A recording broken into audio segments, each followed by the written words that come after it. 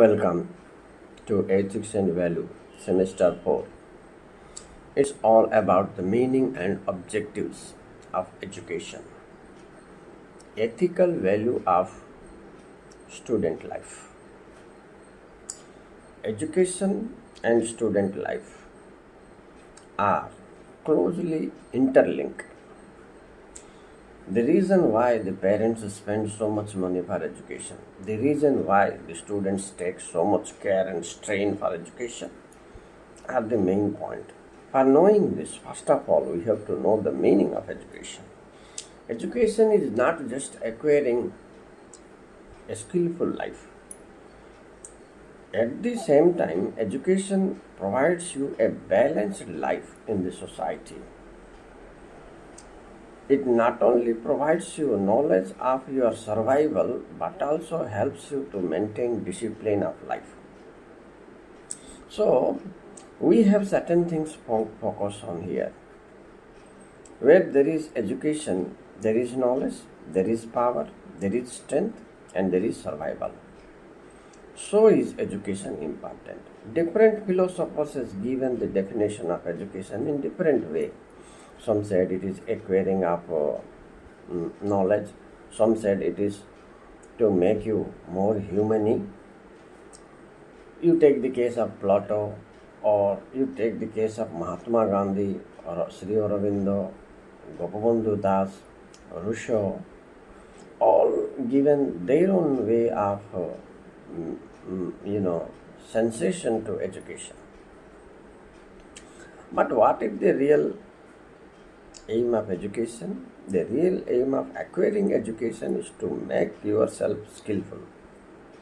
Skillful to handle the situations of your own life and make a healthy society, harmonious society, and where ethics and values of societies are preserved.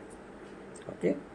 So education is a right as well as a commitment. If we will think about, then we will understand that the term of education means process of receiving or giving systematic instructions.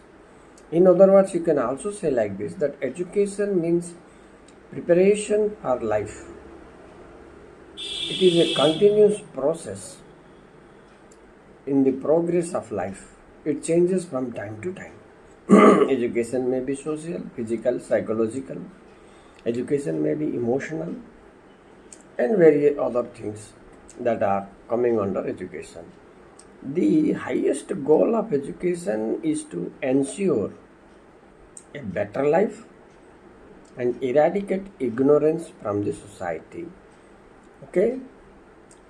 And secondly, educated people constitute an effective human resource for the nation and for themselves. So, two way it helps the people. Thirdly, education brings you happiness, makes you self-dependent, and promotes innovative skills. Right? Fourthly, education is a process through which we receive knowledge and also share our knowledge with others. Fifthly, education helps one to become a better citizen, better human resource, and better parent, better employee, better human being. Sixthly, educated person can understand what is right and wrong, by which the moral of life is strengthened.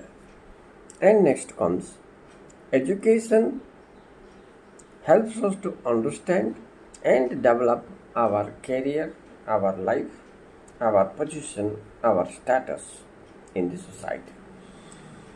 Higher education provides us knowledge with a view to standardize our society and relations for better understanding between two or three communities, groups, nation, people.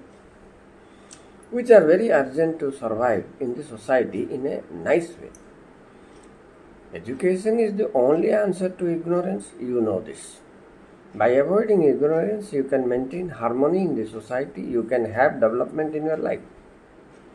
So, if you talk the case of the Veda, education is something which makes man self reliant. This is the big point. And selfless. The mental horizon of a person can be increased to the highest possible extent by getting specific knowledge, and by which he can set the goal of his life and the purpose of earning and purpose of maintaining life with complete protection and power. It is in our hand to build our society, our career, our nation, all the things put together. That is, education is the only source of knowledge which provides you the way to move ahead, to build your life and to build the nation together. So education is the means and all other things are the end. So education is the be all and end all for all. What is right to education? See, Right to Education Act 2009. Under this act, all the children from 6 to 14 years must have free and compulsory education in India. It's all about universalization of education in India, particularly primary education. Article 21 also speaks about right to education for all. So, to promote education in India, we have done this. Again, Universal Declaration of Human Rights of United Nations, UNO, also promotes this education in all countries. For this purpose, right to education has given primary importance nowadays. Let us discuss some points of right to education. The primary point number 1, primary education should be free, compulsory and universal. Point number 2, secondary education including technical, vocational should be generally available and accessible to all. Number 3, higher education should be accessible to all on the basis of individual capacity and progressiveness. And fourth, those who had no education and had incomplete education also have right to education as adult. That means this is adult education. And the fifth one is professional training opportunities should be made available to all professionals. This is also comes under Right to Education Act.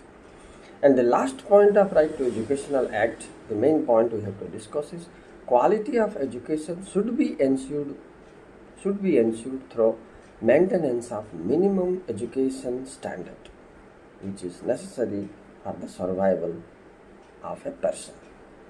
So these are the major points that we find in Article 21 bracketed A, Right to Education Act 2009, plus in Part 4, Article 45 also says that the state shall endeavour to provide within a period of 10 years from the commencement of the Constitution for free and compulsory education to all children until they complete the age 14 years. So, overall we came to know that Article 21A, Article 45 of Indian Constitution is directly linking with the right to education, to promote primary education, to make it compulsory and free. Okay, thank you. Bye.